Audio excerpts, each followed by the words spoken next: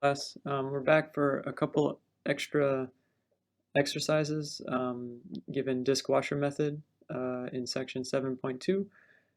So the first of which that we're going to do is the way that this is going to work is I'm going to set up the scenario for you. I'll give you the functions and where I want you to rotate the region about.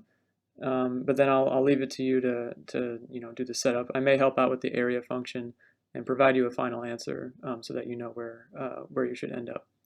Okay, so the first one we're going to do is we are going to say, okay, let's rotate the region between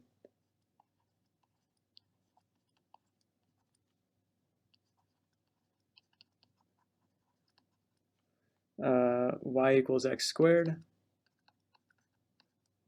and y equals 2 minus x squared about y equals 3.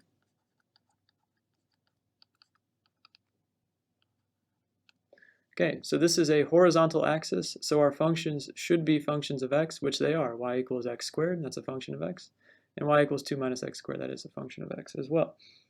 Okay, so let's get a look at this region here and the axis. So y equals x squared, I think we know, does something like this. So if this is y equals 1, here's x equals minus 1 and 1. All right, so x squared does something like this.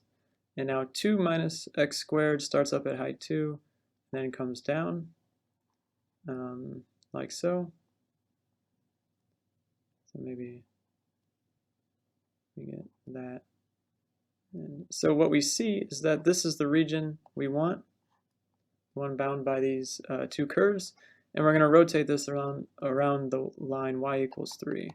So here's y equals 3, so that's our axis of revolution. Okay, so you would need to find, it looks like the x bounds on the region are minus 1 to 1, but you need to find that. So the way that you would do that is you would set x squared equal to 2 minus x squared. Okay, so but verify that x is minus 1 and 1 are the bounds of the region. Now the area function, I'm not going to be drawing disks and washers for you. I want you to do that on your own, but I will provide it for you. So it's going to end up being pi, and now we get outer squared minus inner radius squared. The outer radius is going to end up being 3 minus x squared, and the inner radius will end up being 3 minus 2 minus x squared. Okay, so I'm going to leave it for you to verify that. Make sure that you can achieve this area function. And now you would have to integrate this area function after simplifying all of this stuff in the brackets here. Integrate it on the x bounds of your region, which you'll find are minus 1 to 1. And the answer for the volume of this should come out to be, as long as I did everything correctly, 32 pi over 3.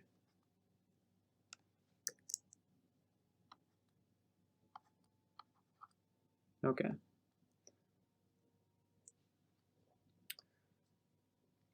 All right, number 2. Now let's scroll down a little bit. So number 2, what we're going to do is we're going to rotate the region between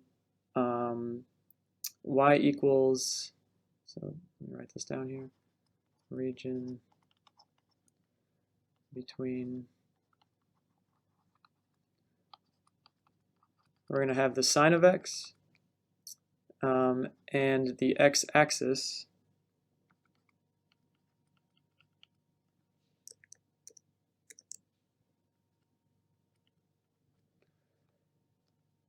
from x equals 0 to x equals pi, and we're going to rotate that about y equals 2.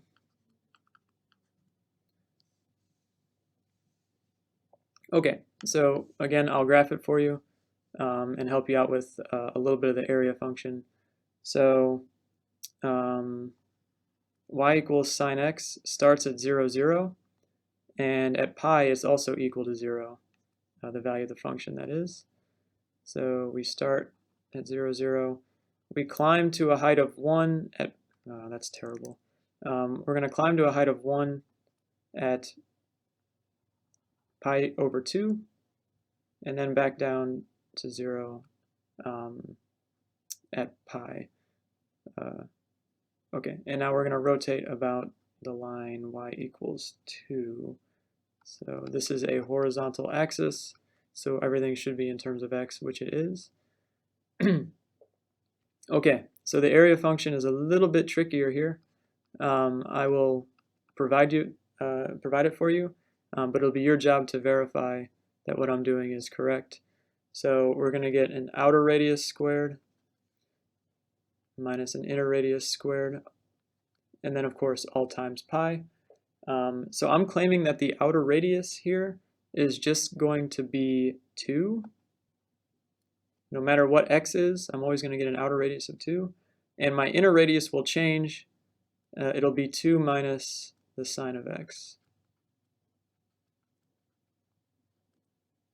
And there. Okay, so it'll be your job to verify that and simplify, and then integrate it over the x bounds of the region, which I think, I mean, it's given in the problem. They're 0 to pi. Now, you will need, you'll have to integrate sine squared at some point, so you will need, I'll put it here, a half angle identity to integrate that sine squared that you get.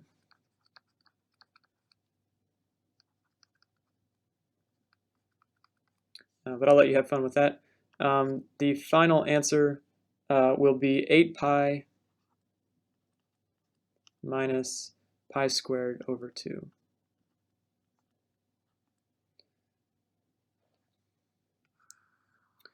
Okay, now one final type of problem that we're going to do is we're actually going to work backwards.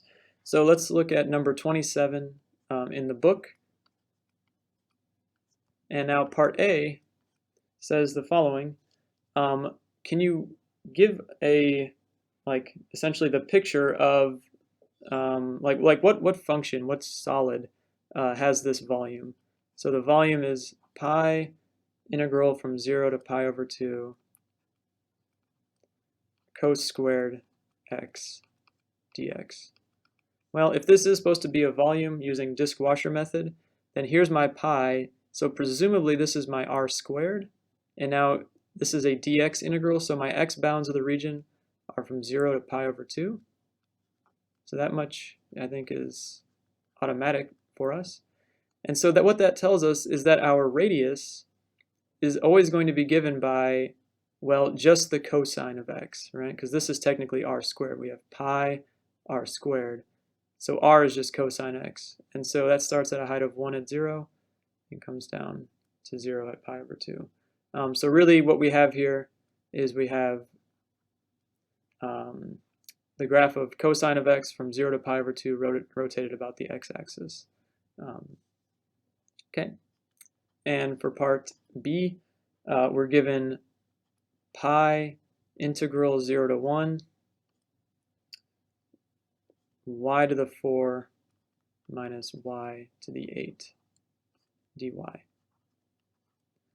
Okay, well, now we have pi times, well, it looks like outer radius squared minus inner radius squared.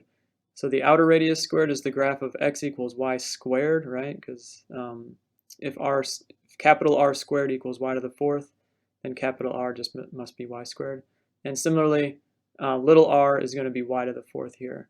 So if we graph this, and it's going from y equals 0 to 1, notice everything is dy, so this is y goes from 0 to 1. So there's y equals 0, y equals 1 is up here. And so the graph of y squared looks like that. And the graph of y to the fourth is going to be flatter before quickly catching up. And they meet at y equals 0, which is down here, and y equals 1, which is up here. And so this is the region. And now the million-dollar question is, well, what is it being rotated about? Well, everything is dy, so it has to be a vertical axis. And since this is forming, since y squared is forming the outer radius, I think that it has to be going about the y-axis here. Okay, so that's just a couple extra problems that I wanted you guys to look at. Make sure that you can get the answers that I'm providing here, especially for numbers 1 and 2. And certainly try to become familiar with number 3 and try some exercises in the book for yourself. I have a whole list of them at the end of section 7.2 in the notes.